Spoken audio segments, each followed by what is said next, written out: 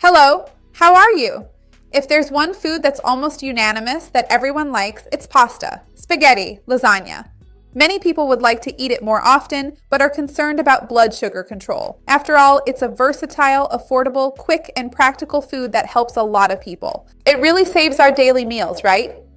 So a lot of people want to know how to do it. How to eat pasta, noodles, without messing up your blood sugar too much. How can you do this without guilt? What guidelines can I follow to make it easier to eat, or what should I eat beforehand? Today I've put together a lot of great tips that you're going to love, for sure. Stay until the end, you won't want to miss it.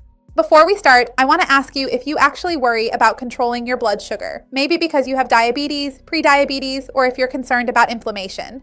Or you're just concerned about this issue of quality of life as a whole. I would love to see your comment. Remember to like the video, okay? That's your way of helping me out, of giving back. And if you know someone who would like this content and needs it, these are really important tips. Share this video. Let's spread this chain of kindness. A lot of people want to know, why does pasta affect blood sugar so much? Why does it raise blood sugar so much? When we look at traditional pasta, it's basically made from refined white flour.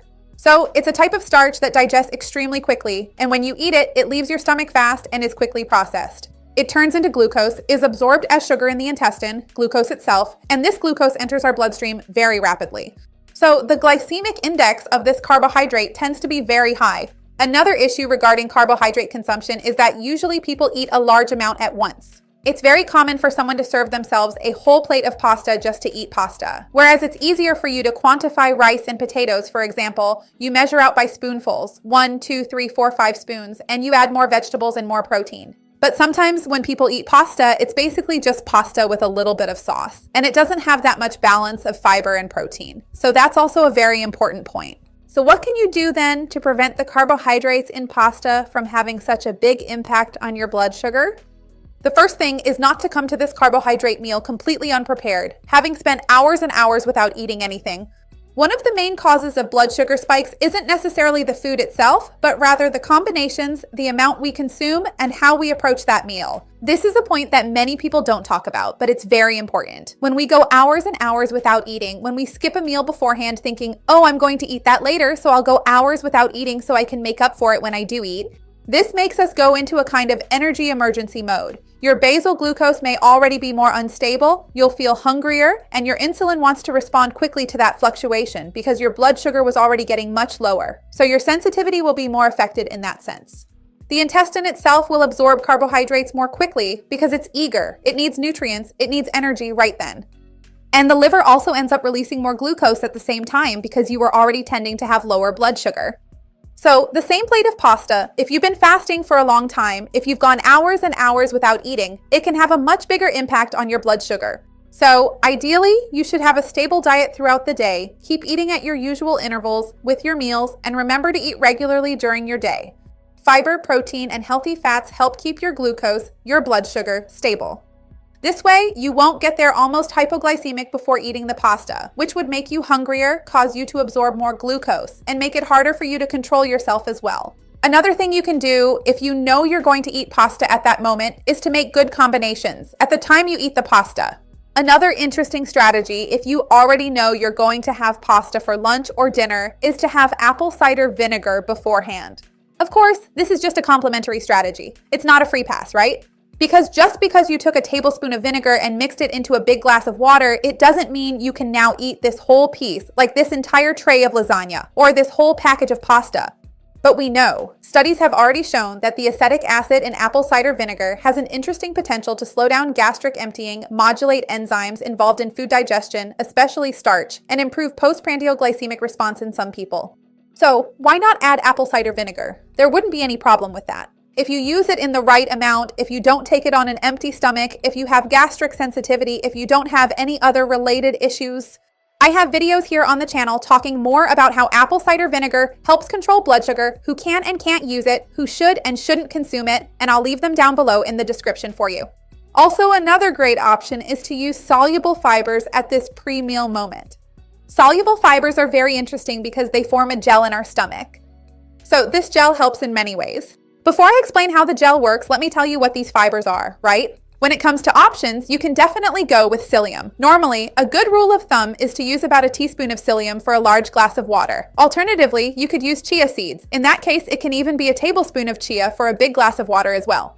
And if you want to add apple cider vinegar in there to drink it all together, that's fine. There's no problem. There are no contraindications. As I mentioned, they are soluble fibers, so they absorb water and form a gel. When they gelify, first of all, they already take up space in your stomach, so you'll end up eating less pasta, less dough, which already helps you. In this way, we can control the amount more naturally without having to worry about it because you won't feel as hungry. Second thing, how they form this gel and they create this mucilage, and this also reduces the speed of intestinal transit. It makes the food move more slowly from the stomach to the intestine, and also, once in the intestine, into the bloodstream. So it helps slow things down, it lowers the glycemic index of the meal, so it helps with post-meal sensitivity, preventing blood sugar spikes. Once again, it's not a free pass for you to eat as much as you want.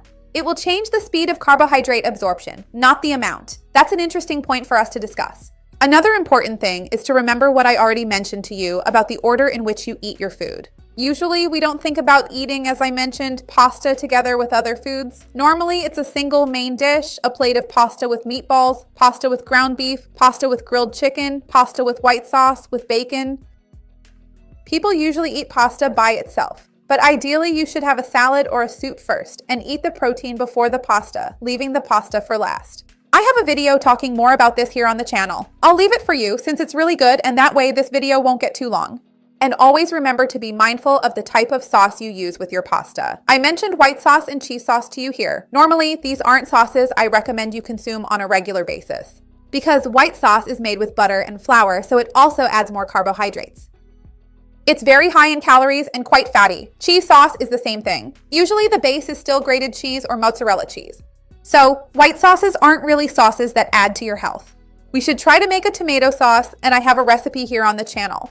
And then if you want to add some ground beef to make a bolognese, or if you want to add some grilled chicken on the side, or put in some sardines or tuna, it turns out really delicious too. So, the base of red sauce, or even just olive oil with a little garlic and a bit of oregano, if you prefer more of a garlic and oil style, can be a better option for controlling blood sugar, as long as you eat it with more protein and more fiber as well, which will help you in that regard. Another really good tip I have for you is to activate your muscles. We know that muscle tissue is able to absorb glucose from our blood without necessarily needing insulin. So you can do this in two different ways, or you can prepare yourself for the pasta. If you know you're going to eat pasta, you can take a 15-minute walk before eating. This will already help reduce a bit of the amount of carbohydrate of glucose in your blood, right? You can, for example, walk or go upstairs, even inside your house. Just walk back and forth for 10 or 15 minutes, or do some chores like folding those clothes you always put off folding, or putting them away, whatever you prefer. If you don't have that availability, sometimes you didn't know. You went to a friend's house and there was pasta there. You can do this afterwards as well. It's also really good. It works just the same. And there are already scientifically proven studies that say that if you do some kind of light physical activity for 10 to 15 minutes after consuming carbohydrates, it helps keep your blood sugar more stable. But once again, it's not a free pass for you to eat whatever you want in whatever quantity you want. Moderation is always the middle path. Last but not least, the type of pasta you choose to eat will definitely have a big impact on your blood sugar, on the glucose response your body will have. If you compare white pasta with whole wheat pasta, or even a vegetable-based pasta, right? For example, zucchini noodles. I have a recipe here for egg noodles. I don't know if you know, but it really looks like spaghetti, and it's very low carb.